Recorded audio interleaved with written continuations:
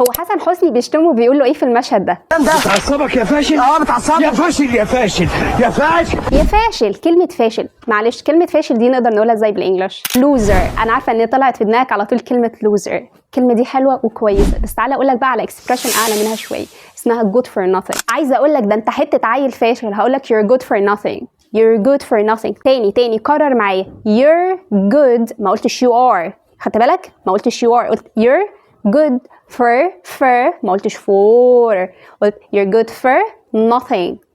nothing سامعك بتقول nothing، هي مش s t h nothing، طلع لي لسانك. طيب nothing انا قلت كده ولا قلت nothing؟ you're good for nothing. تعالى كده نشوف الاجانب بيقولوها ازاي. And this instrument is good for nothing but to entertain, amuse, and insulate. They're just a bunch of good-for-nothing thugs! Pack animals! Peace with the Dutch is good for nothing, except tulips. Good for nothing at all.